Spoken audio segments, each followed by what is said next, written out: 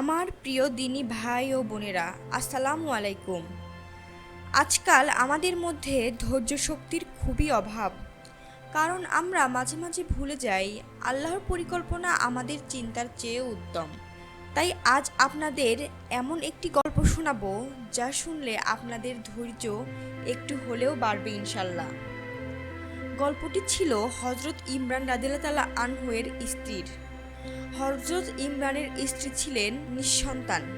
একদিন তিনি বারান্দায় দাঁড়িয়েছিলেন এবং তিনি দেখতে পেলেন একটি পাখি তার সন্তানদের আদর করছে পরম মমতায়। এটা দেখে নিঃসন্তান সেই নারীর অন্তরে সন্তানের জন্য তীব্র আকাঙ্ক্ষা জেগে ওঠে। সে সঙ্গে সঙ্গে আল্লাহর কাছে সন্তানের জন্য দোয়া ভিক্ষা করে যেন আল্লাহ তাকে একটি সন্তান দান করেন। আল্লাহ পাক তার রহমতে তার দোয়া কবুল করলেন এবং সে গর্ভবতী হলেন।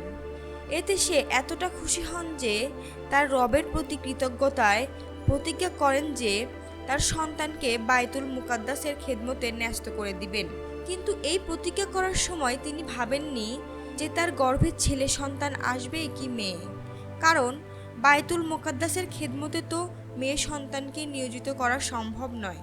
তারপর যথাসময়ে তার সন্তান প্রসবের সময় হলো এবং তিনি যা ভাবেননি সেটাই হলো, কারণ তিনি একটি ছেলের জায়গায় একটি মেয়ে সন্তানের জন্ম দিলেন। এই কন্যা ছিলেন বাহ্যিক এবং আধ্যাত্মিক দিক থেকে অনন্যা। সেই কন্যাও ছিলেন তার রবের একজন অনুগত বান্দী। তাই আল্লাহ তাআলা এই মেয়েকেই সন্তুষ্ট চিত্তে কবুল করে নেন। তার জন্মের কিছু সময় পর তার ঘরে প্রবেশ করলেই দেখা যেত নানান মৌসুমি ফলের বাহার। এই ফলগুলো ছিল আল্লাহর পক্ষ থেকে তার জন্য পাঠানো রিজিক। তিনি যখনই যা ইচ্ছা করতেন অলৌকিক উপায়ে এগুলো তার ঘরে এসে হাজির হতো। হজরত ইমরানের এই কন্যা আজ পর্যন্ত সারা বিশ্বে আলোচিত সবচেয়ে বিখ্যাত মানুষদের একজন। তিনি হলেন মেরি বা মারিয়াম সালামুন আলাইহিস সালাম। আল্লাহর ইচ্ছায় মরিয়ম আলাইহিস সালাম গর্ভধারণ করলে তাকে নিয়ে সমাজে নানান জনে নানান কথা বলতে শুরু করলো। এত কথার মুখে তিনি লোকালয় থেকে দূরে এক জায়গায় আশ্রয় নিলেন। তখন তার কাছে খাবার নেই, মাথা গোঁজার ঠাঁই নেই, অথচ তিনি সন্তান সম্ভবা। অতঃপর একদিন মরিয়মের প্রসব বেদনা উঠল। জিব্রাইল আলাইহিস সালাম তাকে সান্ত্বনা দিলেন এবং বললেন পাশের খেজুর গাছের কাণ্ডে নাড়া দিতে, গাছ তার জন্য পাকা খেজুর দান করবে।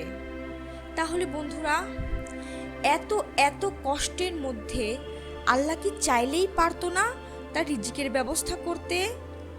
আল্লাহ তো পারতেন তার রিজিকের ব্যবস্থা করতে, কিন্তু আল্লাহ আদেশ দিলেন তাকে গাছের কাণ্ড নাড়াতে। ঠিক সেই সময়ে যখন মরিয়ম আলাইহিস সালামের জীবনে সংকটময় অবস্থা ছিলেন। এ পর্যন্ত শুনে আপনাদের কার কি মনে এসেছে আমি সত্যিই জানি না। আপনাদের মনে হতে পারে আল্লাহ হয়তো বান্দার জন্য কষ্ট চান, সহজে সব কিছু দিতে চান না। এখন মনে না হলেও এরকম দুঃখ কষ্টের মুহূর্ত আমাদের জীবনে যখন আসে তখন অসহ্য লাগে আশেপাশের সব কিছু। তখন নিজের অজান্তেই আমরা কেউ কেউ বলে উঠি, আমাদের সাথে কেন এমন করো আল্লাহ? মরিয়ম আলাইহিস সালামকে সেদিন ওইটুকু কষ্ট দিয়ে আল্লাহ ছোট্ট একটা পরীক্ষা নিলেন। তার এই গল্পটিকে জায়গা করে দিলেন পবিত্র কুরআনে। হাজার হাজার মানুষের দুঃখের মুহূর্তে সান্ত্বনা খোঁজার মাধ্যম করে দিলেন মরিয়ম আলাইহিস সালামকে। যতবার কেউ তার এই ধৈর্যের গল্প শুনে মনে মনে শান্তি পায়, ধৈর্য ধরতে শেখে, মরিয়ম আলাইহিস সালামের আমল নামায়ও কিছু সওয়াব যুক্ত হয়ে যায়। সুবহানাল্লাহ। মরিয়ম আলাইহিস সালামকে আল্লাহ তাআলা জান্নাতের সর্বশ্রেষ্ঠ নারী হিসেবে কবুল করেছেন। এমনকি তার নামে নাজিল করেছেন একটি পূর্ণাঙ্গ সূরাও। তাহলে বন্ধুরা, ইমরানের স্ত্রী যদি মেয়ে হওয়ার দুঃখে কাতর হতেন, তবু মরিয়ম আলাইহিস সালামের মর্যাদা কি এতটুকু কমতো? আর মরিয়ম আলাইহিস সালাম যদি তার কষ্টে দুঃখে আল্লাহর অবাধ্যতা করতেন, তবু কি তার গর্ভে ঈসা নবীর জন্ম হতো না?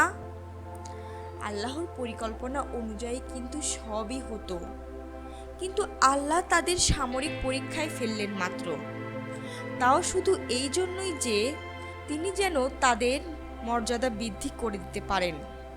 সেই দুনিয়ায়, যে দুনিয়ায় শুরু আছে কিন্তু শেষ নেই। দিনই ভাই বোনেরা, দুঃখ কষ্টের মুহূর্তগুলোতে আমরা হতাশ হয়ে উঠি, আমরা আল্লাহর থেকে মুখ ফিরিয়ে নেই, আল্লাহর অবাধ্যতা করে আমরা নিজেদের শান্তি কামনা করি। আমরা কি নিজেদের একবারও প্রশ্ন করি আমাদের আমলগুলো ঠিকঠাক করা হচ্ছে কিনা, আমাদের চোখের হেফাজত হচ্ছে কিনা, আমাদের কানের হেফাজত হচ্ছে কিনা, আমরা অন্তরের গুনাহগুলো দূর করার জন্য কি করছি? আল্লাহ আমাদের ক্ষমা করে দিন, আমাদের মরিয়ম আলাইহিস সালামের মতো ধৈর্য ধরার তৌফিক দান করুন, আমিন।